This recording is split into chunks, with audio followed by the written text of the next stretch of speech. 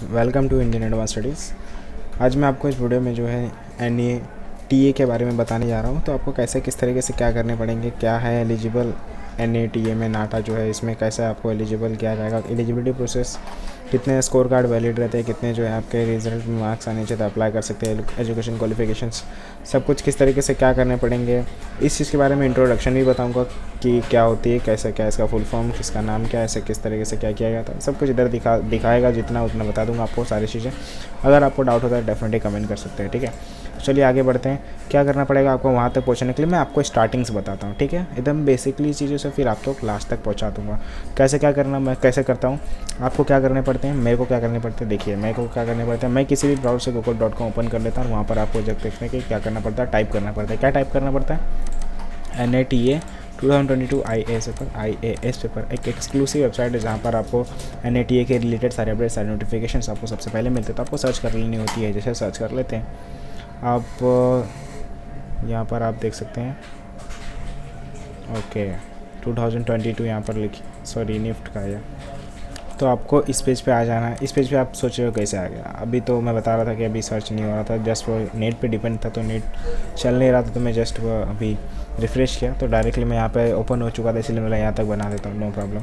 तो आपको जो मैं बता देता हूँ कैसे क्या करना है। आप सर्च करके वहीं पर क्लिक करना पड़ता। और मैंने एक और रास्ता है दिया है आपको, कैसे, आपको जो है वीडियो के डिस्क्रिप्शन बॉक्स में लिंक दे रखा है, तो उसे आप ओपन कर लीजिए और आप इस पेज पे ओपन हो जाएंगे, ठीक है, नो प्रॉब्लम।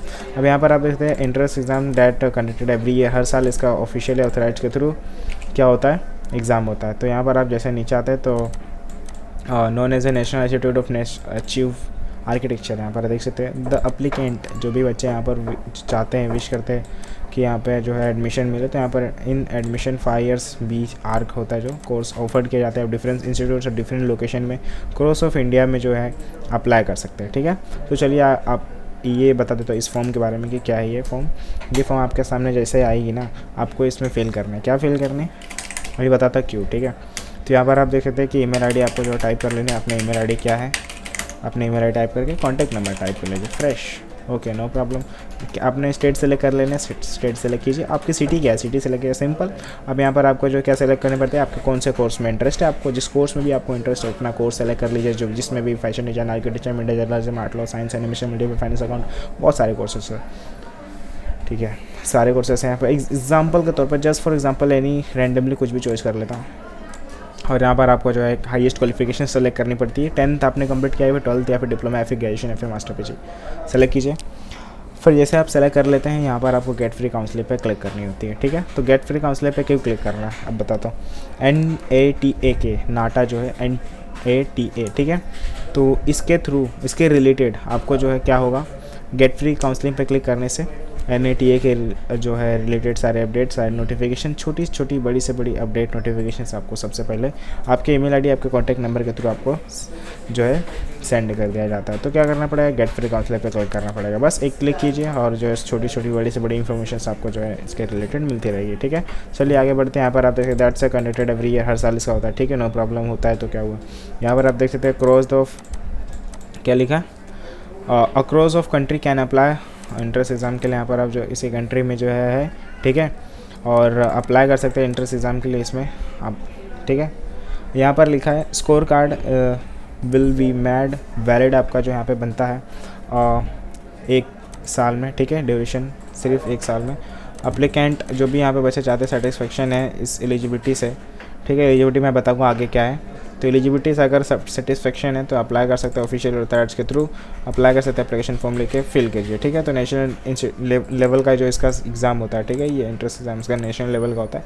तो आपको अप्लाई करने के लिए क्या करने पड़ेंगे, यहाँ पर देख लीजिए पहले। तो सबसे पहले आपको एडमिशन प्रोसीजर मालूम होना चाहिए, important dates, important event, application form के बारे में मालूम होना चाहिए, कैसे क्या करने पड़ते हैं, एप्लीकेशन फीस, एलिजिबिलिटी क्रिटेरिया क्या बताते हैं, अब बताऊँ आगे बताऊँगा, अर्थात प्रोसेसर है वो। एग्जाम पेपर पैटर्न्स, यहाँ पर सिलेबस जो है, एडमिट कार्ड भी है, रिलीज़ भी है, काउंसलिंग बेस, ये काफ़ी मेन चीज़ें हैं, तो यहाँ पर आपको ध्यान में रखना है। चलिए आगे बताता हूँ। इंपॉर्टेंट डेट्स और इवेंट कैसे देखनी है, बहुत सिंपल है। तो यहाँ पर बताया गया आपके लिए फर्स्ट सीज़न और एक सेकेंड सीज़न होता है, ठीक है। फिर उसके बाद यहाँ पर देख लेते हैं कि फर्स्ट सीज़न में जो है कैसे देखने, बिगनिंग यानी कि स्टार्टिंग ऑनलाइन मोड से आपका एप्लीकेशन फॉर्म कभी रिलीज़ होने वाले, जनवरी में होने वाले, ठीक है। एंडिंग डेट यानी कि लास्ट डेट कभी है, मार्च में होगी। तो इस तरीके से आपको जो है चेक करने हैं, उस डेट पे आपको सारी चीज़ें प्रोसेस करनी है। ठीक, सेकेंड सीज़न का भी इसी तरीके से आपको देखना है, ठीक है। चलिए आगे बढ़ते हैं।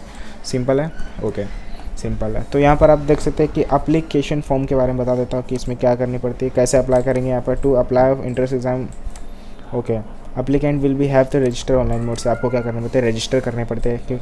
क्यों रजिस्टर करके, क्योंकि आपको एडमिशन करना है, ठीक है। तो एडमिशन करने के लिए आपको एप्लीकेशन फॉर्म फिल करनी पड़ती है। उसमें आपके बेसिकली इन्फॉर्मेशन रहते हैं, जैसे कि आपके जनरली इन्फॉर्मेशन, आपके नाम, आपके सबको डेट ऑफ बर्थ, आपके पिताजी का नाम, आपका सब कुछ डिटेल देने के बाद आपको एड्रेस देने पड़ते हैं, और डिटेल देने के बाद आपको एजुकेशन क्वालिफिकेशंस के रिलेटेड सारे अपडेट देने पड़ते हैं। आपको नोटिफिकेशन मतलब उसके रिलेटेड सारे डिटेल्स देने पड़ेंगे, और आपको देने पड़ेंगे उसमें अपलोड, आपके फ़ोटो अपलोड करने पड़ते हैं उसमें। जो आपके फ़ोटो यहाँ पर डॉक्यूमेंट साइज़ में आपका जो है अपलोड करने पड़ते हैं। पासवर्ड साइड का यहाँ पर फोटोग्राफ, सब सिग्नेचर, और थंब प्रिंट भी जो रहता है वो लेफ़्ट थंब प्रिंट, ठीक है। ऑनलाइन मोड से ऑफिशियल वेबसाइट के थ्रू आपको एप्लीकेशन फॉर्म में क्या करना है, अपलोड करना है, ठीक है।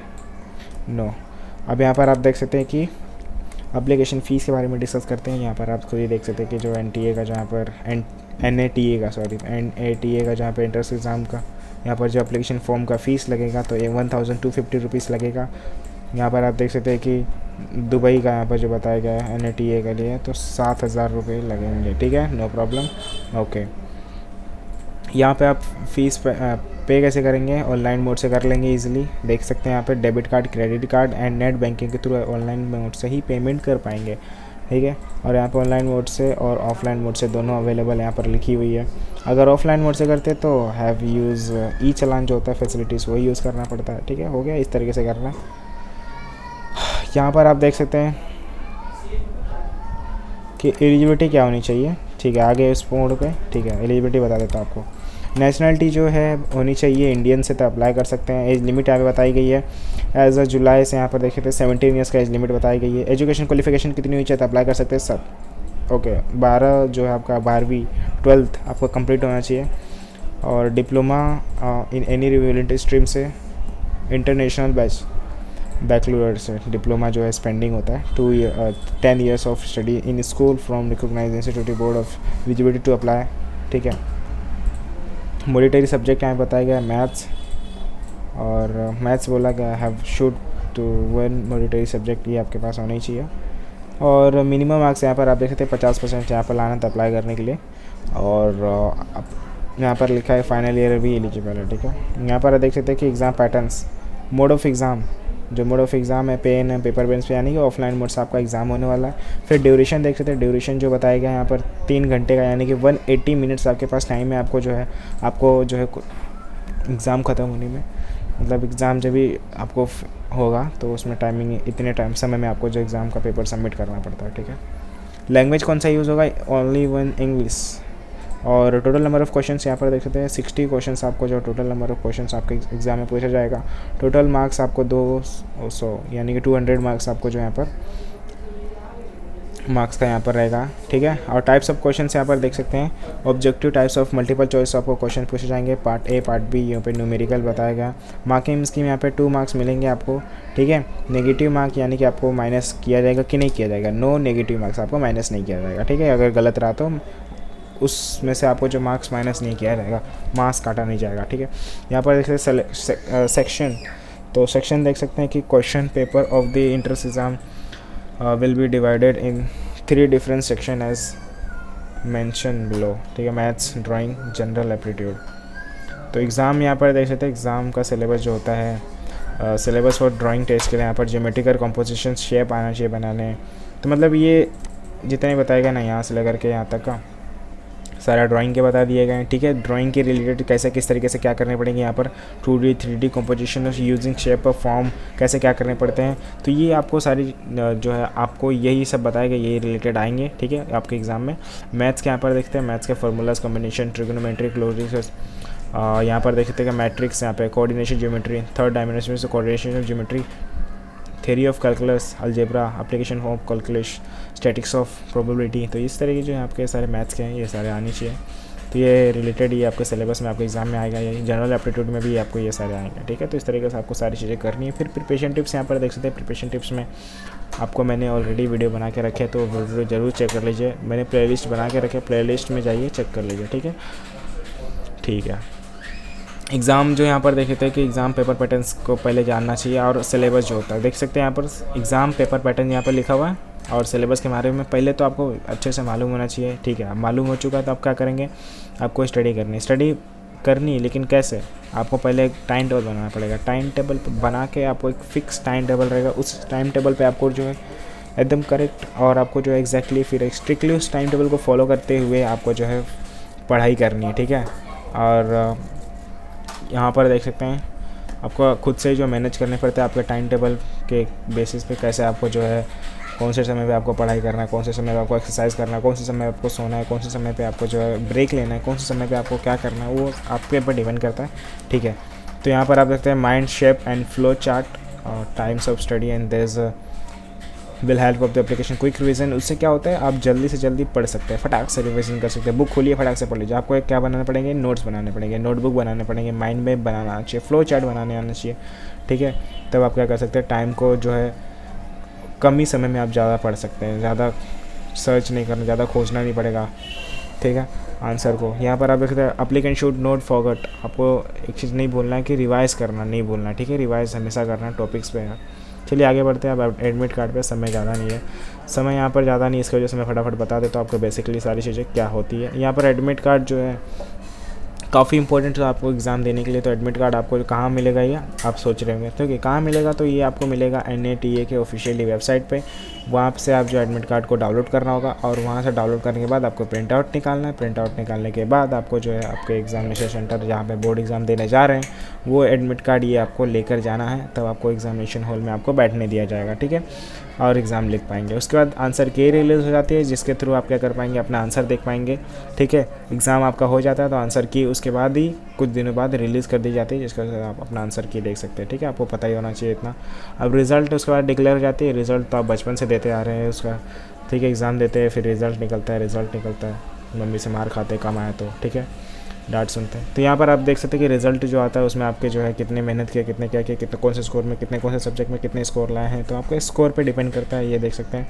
फिर उसके बाद मेरिट लिस्ट यहाँ पर देखते हैं। मेरिट लिस्ट ऑनलाइन मोड से ही रिलीज़ हो जाती है, जो NATA के ऑफिशियली वेबसाइट पर जो है रिलीज़ होती है, वहाँ से आप जो चेक कर सकते हैं ऑनलाइन मोड से। फिर उसके बाद काउंसलिंग रिलीज़ हो जाती है, वहाँ पर आप देख सकते हैं कि एप्लीकेंट जो भी चाहते हैं इसका डिटेल्स में इंफॉर्मेशंस, वो NATA के ऑफिशियल वेबसाइट पे जाइए, वहाँ पे आपको चेक करना है। इसका इन्फॉर्मेशंस आपको जो है वहीं पे मिलता है, और डेट ऑफ टाइम में जो बताया जाता है आपको ऊपर, जो important event, important tentative dates जो थी ना, उस टेबल में आपको काउंसलिंग कभी रिलीज़ होने वाली है वहीं पे आपको बता दी जाती है, ठीक है, जो सीज़न वाइज था वहाँ पे, ठीक है। आपको कुछ एक बता देता हूँ कि डॉक्यूमेंट्स जो हैं ये सारे आपको रिक्वायरमेंट है फॉर दी वेरिफिकेशन के लिए। आपको कभी कोई भी अगर आपको बोले मैं तरीका नहीं जानता ऐसा कुछ, मतलब आपके पास प्रूफ होना चाहिए कि मैंने 10th कंप्लीट किया है, 12th कंप्लीट किया है, डोमिसाइल सर्टिफिकेट मेरे पास है, तो क्या कर सकते हैं, और मेडिकल फिटनेस सर्टिफिकेट से देख सकते हैं मेरे मेडिकल फिटनेस सर्टिफिकेट में कितना फिट हूँ, ऐसा बता सकते हैं।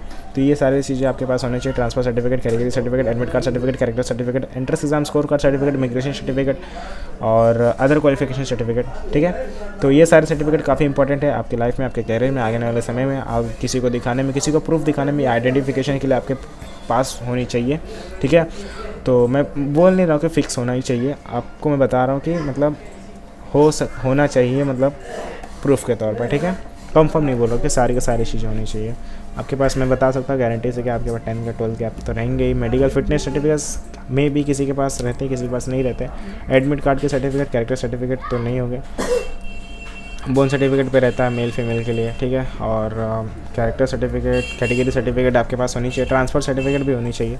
ये सारे सर्टिफिकेट रहते हैं, ठीक है। तो इन सारी चीज़ों को करने अगर आपको इसमें डाउट होते हैं तो डेफिनेटली कमेंट कीजिए। मैंने जो इन्फॉर्मेशन थी मैंने सारी इन्फॉर्मेशन बता दी है।